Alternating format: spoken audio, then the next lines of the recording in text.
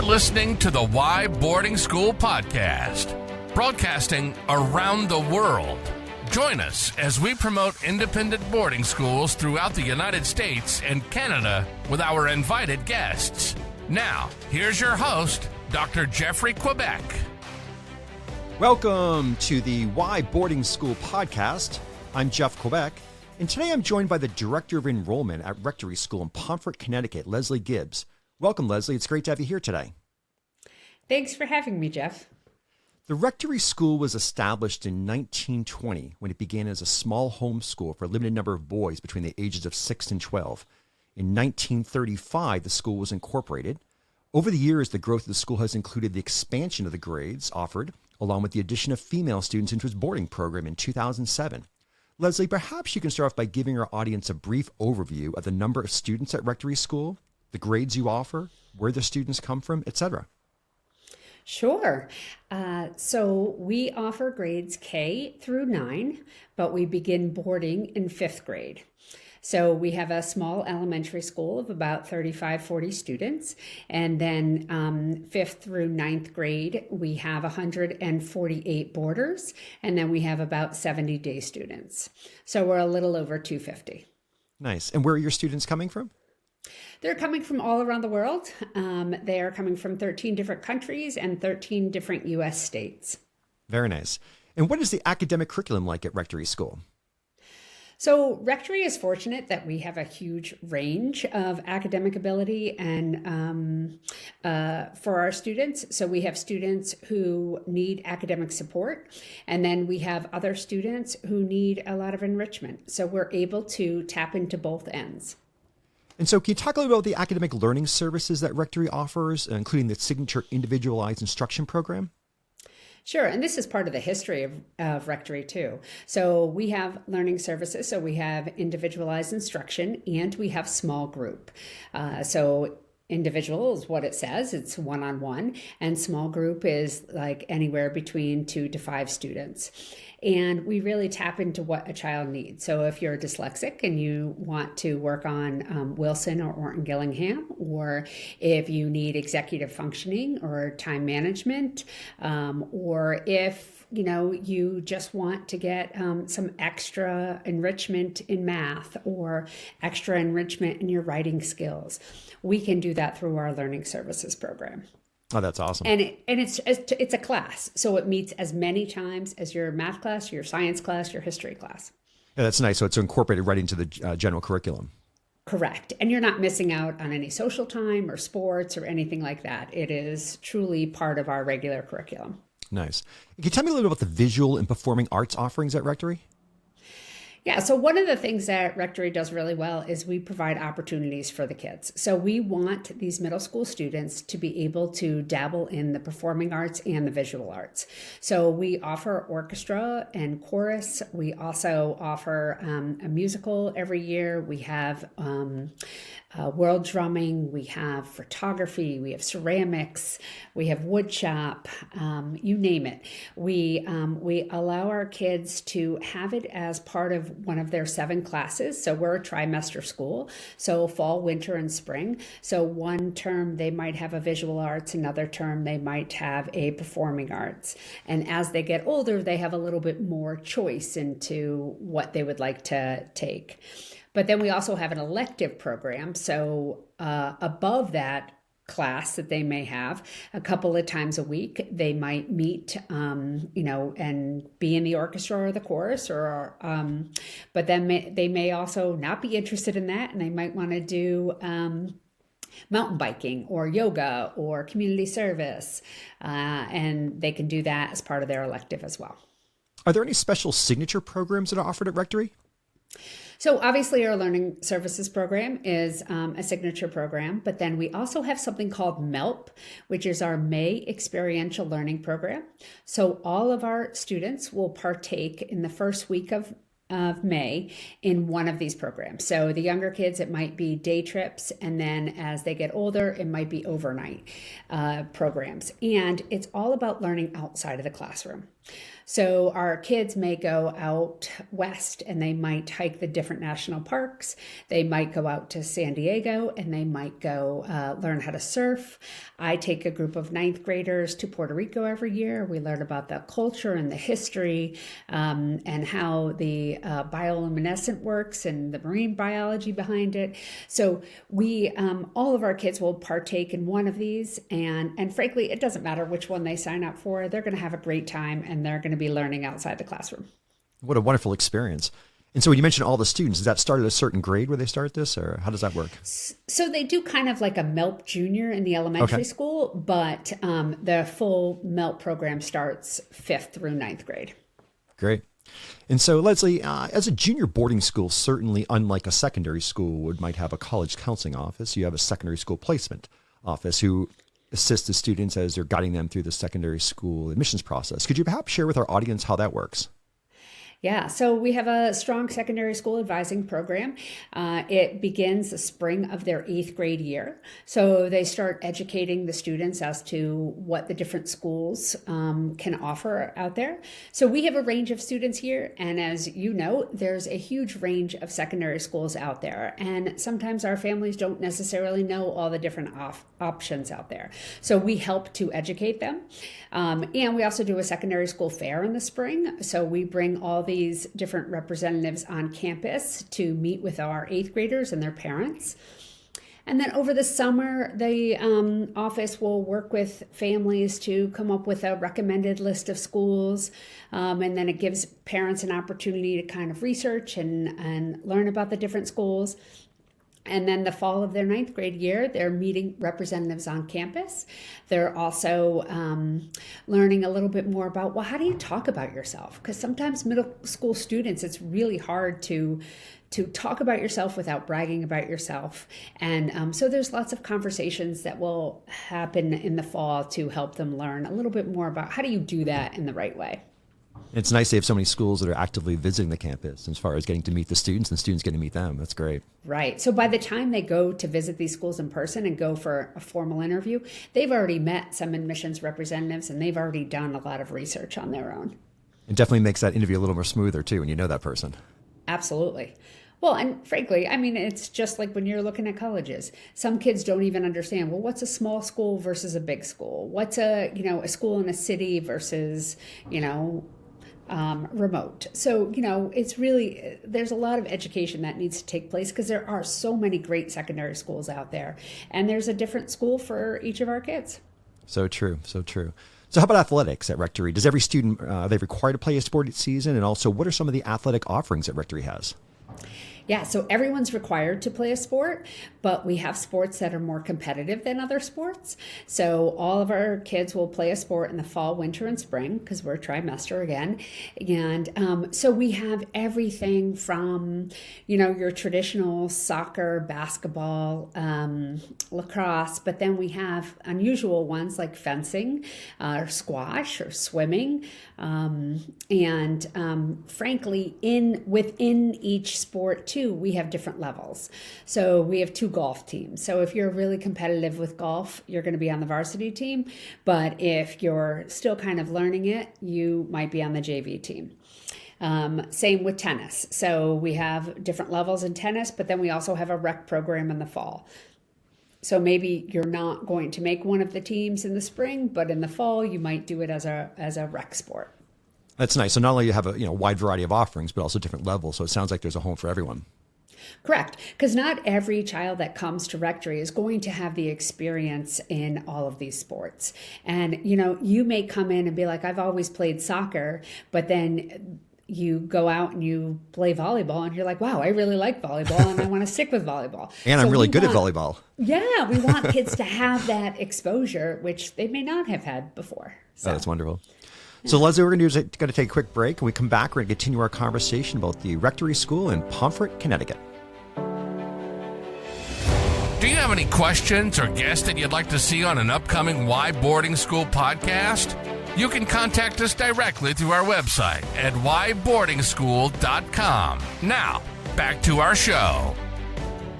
Welcome back to the Why Boarding School podcast. I'm Jeff Quebec, And I'm joined by the Director of Enrollment at Rectory School in Pomfret, Connecticut, Lesley Gibbs. And Lesley, as we continue our conversation learning more about Rectory, perhaps you can share with our audience, what is a typical school day like at Rectory School? All right, be more than happy to. So our boarders, we wake them up around 7 o'clock, and then we join them in the dining hall at 7:30 for breakfast. And then the day starts at 8. So Monday mornings, they go to advisory meetings, and then Tuesday through Friday, we start an assembly. And assembly is where we share updates on what happened with sports the night before. We celebrate birthdays. We talk about things that are happening in the world. But it's a kind of catch-all morning time where we can all get together. And then each of the students have 5 classes during the day, total of 7 classes, but they rotate each day. And they might have exposure to electives or related arts. And then, of course, lunches fit in there. And then 3 o'clock is when sports start. So they'll have sports for an hour and a half to 2 hours, depending on what team they're on. And then they'll have some downtime on dorm. And then they go to dinner. They have study hall after dinner. And then they have a little downtime before they head off to bed. Great. And how about the weekends at Rectory? What are they like? Are there events on campus, maybe clubs or activities, maybe trips off campus? How's that look? Yeah, so weekends are the best part, right? Kids don't have classes, so they get to do a ton of activities. So all of our students will get a list on Tuesday of the different offerings, and then they get to choose what they want to do. So we have a ton of off-campus activities. So they might go to the movies, they might go to the mall, they might go roller skating, they might go skiing in the winter. And then during on-campus activities, or like they might have a dodgeball tournament or a ping pong tournament. They might just get exposure to the gym or the field or the pavilion. But then they might also do arts and crafts and games and minute-to-win-it events. So tons of on-campus and off-campus activities and a variety of them. So, you're not doing the same thing every weekend, and kids are getting an idea of what other things are out there. And frankly, if kids have an idea of something, our residential life team is more than happy to start something new or create a new activity. Sounds like they're busy. They are. Lots of fun. Hey, lots of fun. Keeping middle school kids busy is an important thing. So yeah, so true. So how about the meals at Rectory? Are they served sit down, buffet? Are they required? How does that work? So our Monday through Thursday, we have sit-down dinners 3 times a week. And then Wednesday tends to be more of a game day, so it's more of a buffet. And then on the weekends, it's all buffet. And breakfast and lunch is also buffet. But all of our kids have assigned tables. So during each month, they're going to be sitting with a different group of kids. And at that point, they're kind of forced to meet different kids and learn different kids' backgrounds, and they meet different faculty members. So they don't have to walk into a dining hall and decide, who am I going to sit with? They really, we take that off the table for them. Nice. Eliminates the cliques, and also, I imagine, really helps to build that community as they're meeting students from not only locally, but all over the world. Absolutely. Absolutely. And as far as food is concerned, it's actually pretty good. Very nice. That's always important. It is. And I've been here a while, and, we have the adults who are eating in the dining hall as well. And I will say that we know that food is important to kids. So the more we can keep them happy with food, the better. And how about dorm life? What's dorm life like at Rectory School? So something different than maybe other schools is Rectory has a lot of singles on campus. So we have students who live in singles and doubles. So they kind of have a little bit of a choice when they come to Rectory, or at least they could put their preference in, and then we can decide which room they're going to be in. But common rooms, spaces for them to hang out as a group, and places to just, do puzzles and play Uno and have fun with each other. And is there an advisor system? There is. So all of our middle school students have an advisor. So there's, 4 to 6 kids in a group, and that advisor meets with them at least 3 times a week. So those are planned meeting times, but then they may also see them at other times because they might be their dorm parent or coach or English teacher. Lesley, would you say, is there a typical Rectory School student? No, there really isn't. I will say the big commonality is your ability to be a part of the community.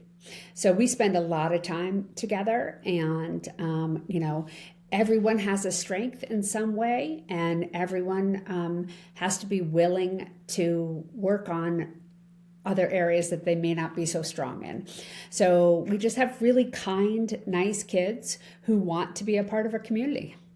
I love that comment that everyone has a strength in some way. That's nice. Mm-hmm. Are there any cool traditions at Rectory School that may be unique from other schools, or perhaps there's that one tradition that you hope always remains a part of the school? Well, I've been here a while, and I will say a couple things that I love is, first of all, our school colors are orange and black. And so when you come to Rectory, you're either placed on the orange team or the black team. And throughout the year, we do fun orange and black days. And by the end of the year, we count up all the points, and then we award the head of school either an orange plaque or the black plaque, which remains up for the entire year. So it's a lot of fun. Our kids love it. You may have a best friend at the school or best buddies, but on Orange and Black Day, if you're on the opposite team, you're on the opposite team. That's great. So, but it's a lot of silly games. So it's, the kids get pretty into it. So that's one tradition that I think is kind of fun. And then another thing that we do in the spring is we do a recycled regatta. So if you were to be on Rectory's campus, you know that we have a little pond on campus. And on that pond, in the springtime, our kids will put their boats out there. So they get into teams, mostly by dorms, and they'll build a boat out of cardboard and duct tape. They'll decorate the boat. They'll come up with costumes. They'll come up with the team name. And then the day of the regatta, they will have 2 people get in the boat, and they'll go as fast as they can from one side of the pond to the other side of the pond. And it's always a fun day. I mean, sometimes the boats don't make it past 2 feet, but other times the boats are going back and forth, and they can actually hold up quite a bit. So it's one of my favorite days, and the kids get really into it, and the adults get into it. So it's a lot of fun. I can see why. It certainly seems like a tremendous amount of school spirit at Rectory. Yes. Yeah. So Lesley, before we speak about the admissions and the process, can you share with us, is there anything about Rectory School that maybe we didn't discuss today that you'd like to mention? I would just mention that, along the same lines of like fun days, we do a Prism concert in the fall for Fall Family Weekend. So the arts are also really important at Rectory. So we want to give kids a ton of opportunity. So they have the exposure to a strong academic program. They have the sports program. They have the visual and the performing arts. But we also like to give parents an opportunity to see their kid perform in any of these ways. So our Fall Family Weekend in October, all the new artwork is up that families get to see. And then we do a Prism concert, which is 45 minutes of continuous sound. So no clapping in between, but we have the a cappella group, the orchestra, the world drumming, guitar class. We have the elementary school chorus. So we have all these different musical groups will perform. And it's so amazing to see how much progress kids have made in really 5 weeks. It's really a short period of time, but just to be able to hear all this wonderful music going around too is just great. With 45 minutes of length, that probably takes a tremendous amount of practice to really get that down pat. It does. Yeah. And I mean, listen, they're elementary and middle school kids. We go with the flow. That's great. If something happens, it happens. I love it. That's awesome. Yeah. So Lesley, if someone's interested in Rectory School, how might they go about starting the admissions process? Well, I would say the first thing is to go on our website, check us out. You can check us out on social media as well. But on our website, you'll see that there's different paths if you're looking for the elementary school or the middle school, and it gives you a whole checklist. But once you get into our database system, someone from the admissions office will reach out to you, and we'll get to be able to continue have this conversation to learn more about your child, and you can learn more about Rectory. Nice. And what is the Rectory School website? www.rectoryschool.org. Perfect. Easy enough. rectoryschool.org. Awesome. Yeah. Well, Lesley, this has been great. I've enjoyed our conversation, learning more about Rectory School and sharing with our audience. And thank you for joining me today. I appreciate it. Jeff, thank you very much for having me. Great. Lesley Gibbs, Director of Enrollment, Rectory School in Pomfret, Connecticut. Thank you for listening to the Why Boarding School podcast. We look forward to you joining us for our next episode. Please remember to subscribe to the Why Boarding School podcast and help us spread the word. Until next time.